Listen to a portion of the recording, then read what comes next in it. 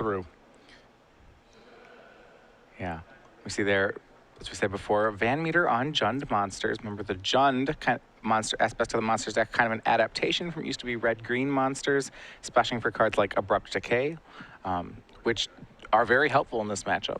Yeah, Abrupt Decay is very good against Detention Sphere and Banishing Light, of course, and those cards are very good against Planeswalkers, so that's going to be a huge part of the way the game's play is that back and forth. Yeah, Gerard kind of playing, I would say, a previous level Esper control deck, has embraced very few cards from Journey into Nyx in this list. I don't believe he actually has a Journey into Nyx card in his main deck. It does not appear, yeah, he has no copies of anything new. Yeah, so no Banishing Lights, which, you know, it's kind of, the fact that he's on the previous level actually ends up being very good in this matchup. You know, Chris is on the level where he's outsmarting the Banishing Lights and Detention Spheres by playing Abrupt Decays, but then you go back, Gerard only has the Detention Spheres. Yeah. It's interesting, you know, a lot of people are just playing the Banishing Lights just because, yeah, Detention Sphere is great, and this is Detention Spheres 5 through 6, but in the Abrupt Decay heavy metagame, it's not clear if that's where you really want to be.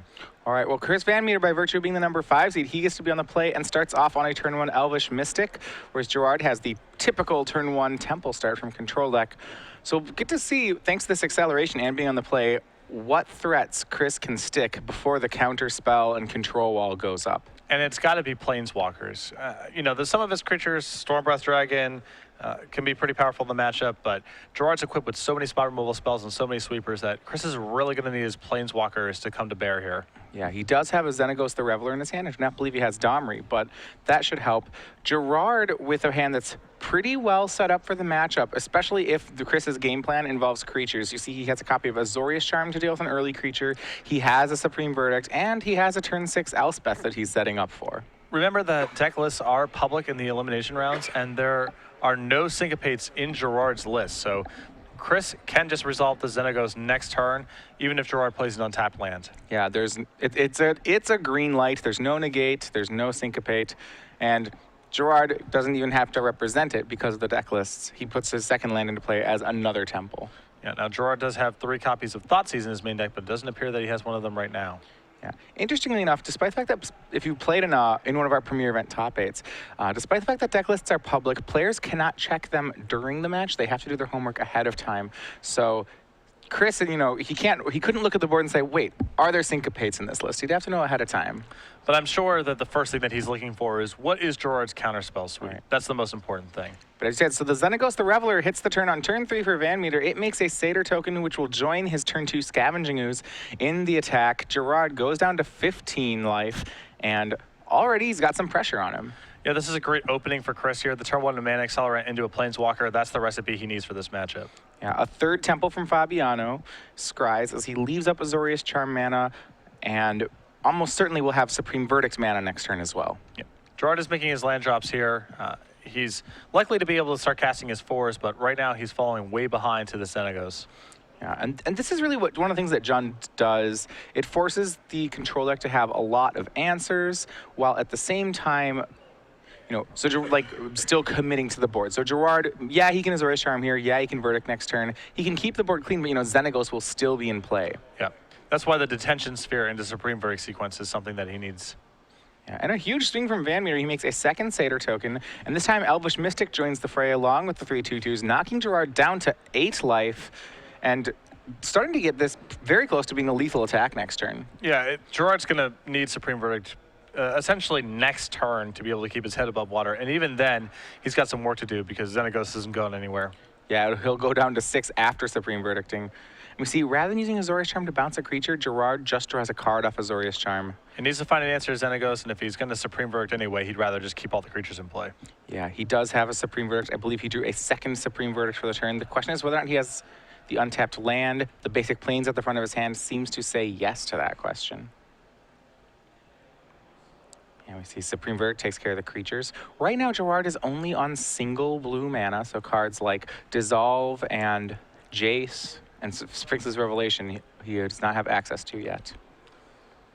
Although it's not necessarily about being able to cast the blue spells here because he's losing to the board. Right, down to 6 from a Satyr token, and VanMeter keeps the pressure up again. This time he shocks for a Stomping Ground and puts Pelucranos World Eater into play. Walk me through the shock there. He only had 1 green. Yes. All right, I was going to say, what can he cast off of Blood Crypt? But needing the mana.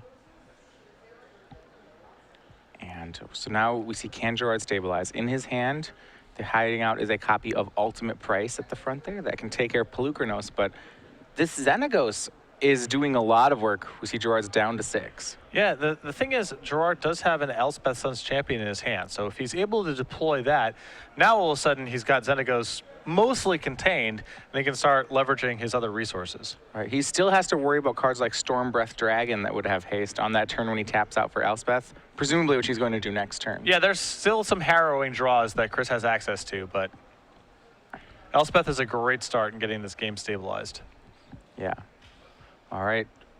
And the 4th Satyr token for the game, this is the 2nd one, joins the board. And we're going to have 2 Satyrs and Pelucranos looking to attack. You know Ultimate Price is going to take care of the Pelucranos. Question is if he can mitigate any more of the damage. And Price for the Hydra. And does he Azorius Chime? Does he have anything else? Or is he going to 2? And it looks like it's down to 2. Yeah, I think Gerard's plan here is to try to stabilize this game with Elspeth. Another Pelucranos World Eater for Fabiano, and that actually means that Elspeth is no good here. Correct, as Pelucranos can fight at least 1 token, and all Chris needs to do is connect with something. Yeah, this is really kind of a clinic in how tempo can be very good against the Esper deck. Gerard really hasn't had a shortage of answers here. You know, he had his Azorius Charm, he had multiple Supreme, well, at least 1 Supreme Verdict, and he has spot removal. Had the option for a turn 4 Jace, has the option for a turn 6 Elspeth, but it looks like he may already be dead on this board. Yep. And this is the power of the Planeswalker. Xenagos has done all the heavy lifting in this game. Every other card Chris has played has basically been incidental besides the Elvish Mystic accelerating into the Xenagos.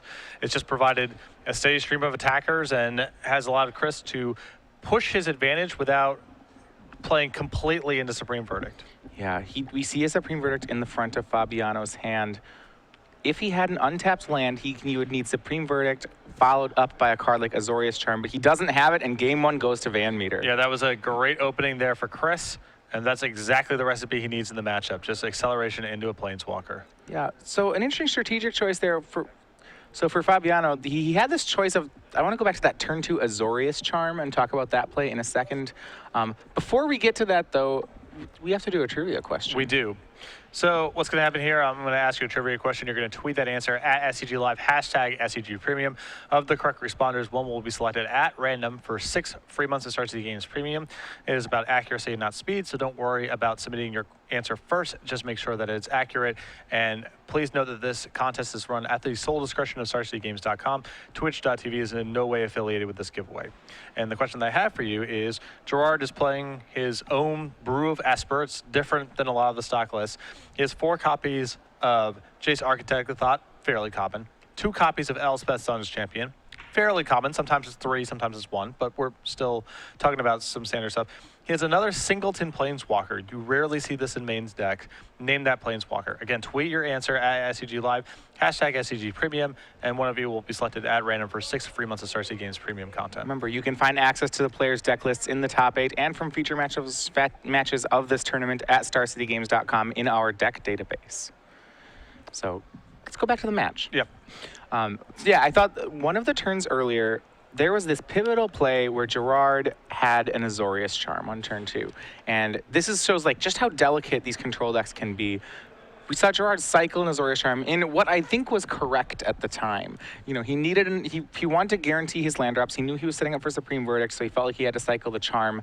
It turned out he was unable to win because he didn't have another 2-mana removal spell on that last turn. And so there's this balancing act that he really has to strike of, you know, can he afford to use extra cards to get land drops, or does he really just have to luck into them, as it were? Yeah, I think Gerard was at risk of missing a land drop in that game, which is why he cycled the Azorius Charm as early as he did. Right. But yeah, there is definitely something to be said for having patience with that card and using it as insurance policy in some spots if you can afford to. But the priority number 1 for Gerard is just hitting his land drops. If he stalls on land, he just dies. So that takes precedent over some additional utility of being able to hold on to an Azorius Charm.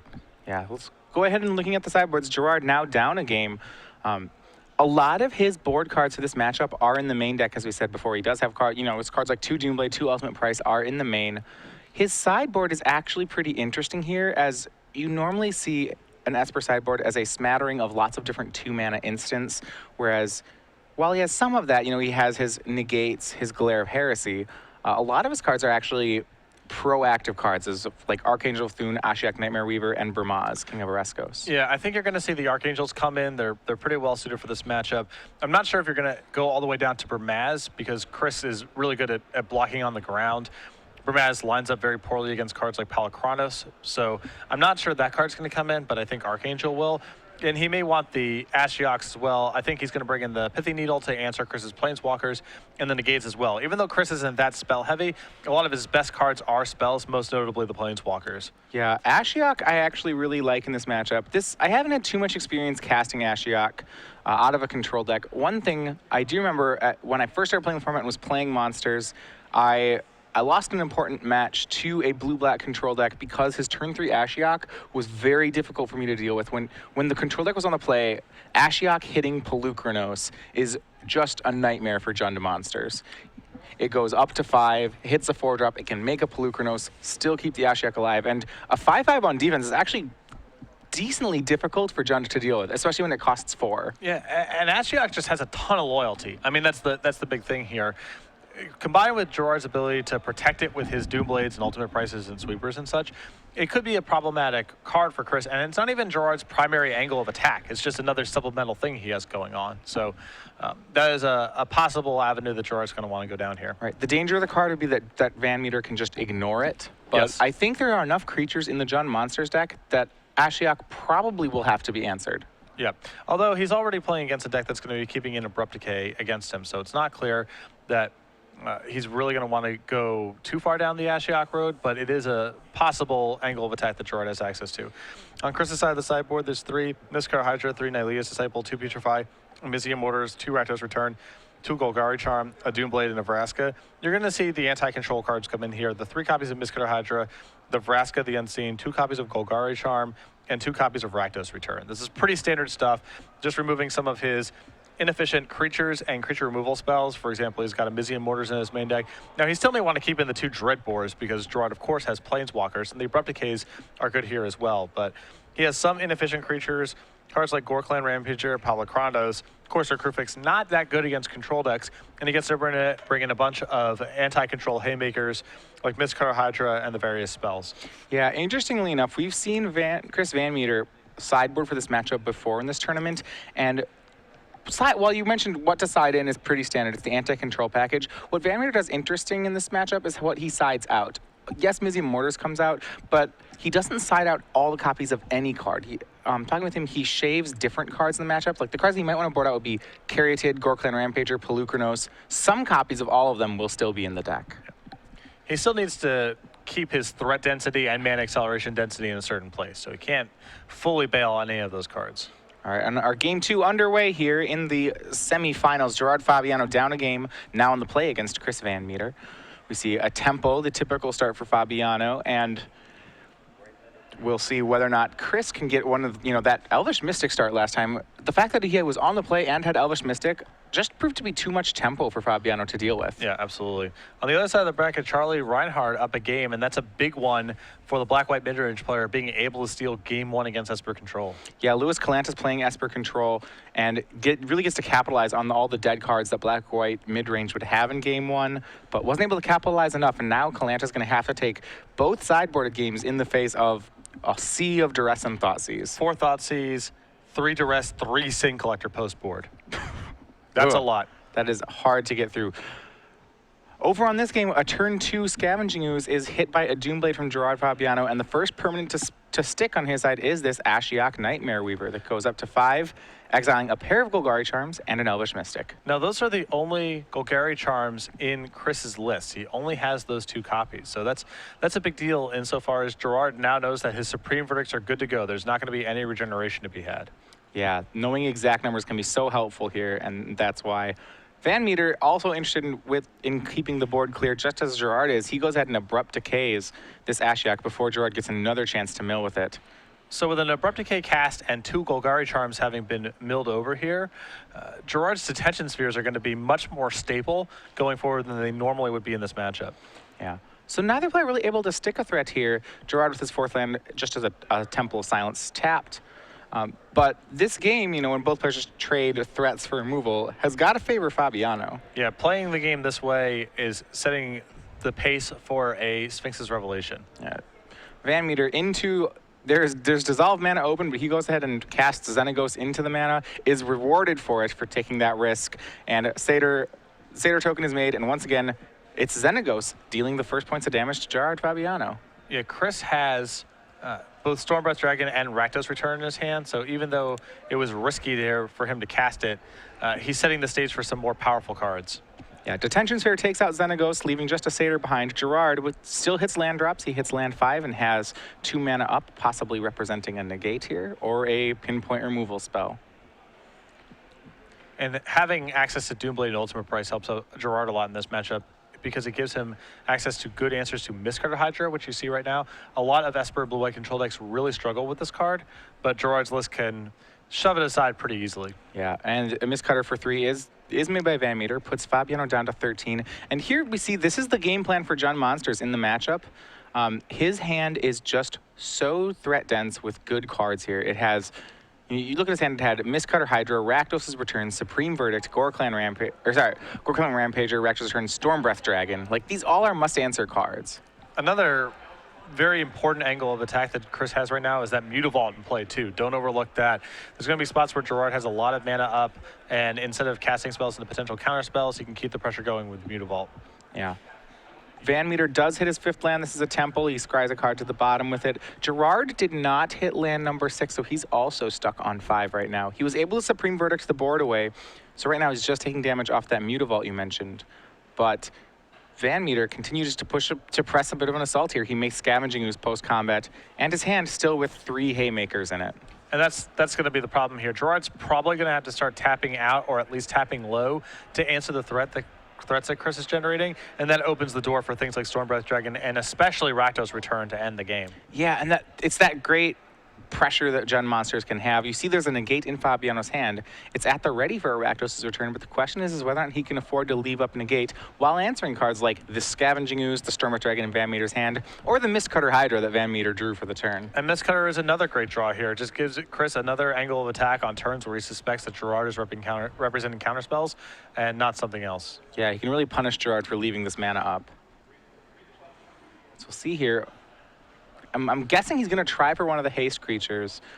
Whether it's Mistcutter or Stormbreath Dragon will be pretty interesting here. My guess is he will go for Mistcutter Hydra. With Gerard potentially having Dissolve at the ready here, it seems like a good spot to resolve Mistcutter. Yeah, he resolves Mistcutter. Now if Gerard, say, plays a Supreme Verdict, then he can go ahead and follow up with Stormbreath Dragon. Correct. And yeah, Mistcutter for 4 is joined by Scavenging Ooze. They swing for 6, and Fabiano is down to 5. He's going to be forced to have an answer, not only for the 2 creatures on board, but for that Mutavault that's still hanging out. Yeah. And it's not just an issue of what's in play right now too. It's answering what's in hand. Ideally, Gerard would have something like Elspeth Sun's Champion here to deal with that, but VanMeter may even have that covered with Rakdos' Return and Stormbreath Dragon. And a Gorklan Rampager in hand. I mean, he's got a wow. lot of answers. So it's got to start, I feel like it's got to start then on Supreme Verdict here. And speaking of Supreme Verdict, the play for Gerard, he does not have white mana up. He only has 2 white sources right now, so he has 2 blue-black lands. So another question, if you're Chris, is do you play around something like Doomblade or Ultimate Price and cast your Rakdos Return, or do you play around Negate and cast the Stormbreath Dragon? Now, Vraska might give him the best of both worlds here, where it's a non-critical threat. It's the least significant card in his hand, but it is something that warrants an answer from Gerard. So he may be able to bleed out a Negate here, further setting the stage for this Rakdos Return. Because there's that Xenagos under Detention Sphere, Gerard is pretty much locked into negating either the Vraska or the Rakdos' Return. So we'll see how VanMeter chooses to play it. He's going to start by activating Mutavault. I think he may believe that Gerard just doesn't have a Doomblade. Based on what happened last turn, he didn't Doomblade the Mistcutter Hydra. And Gerard casts a Supreme Verdict, so Chris is sensing some weakness here. Yeah, but he's going to go ahead and try to go Clan Rampage with that Mutavault. Is it going to be lethal?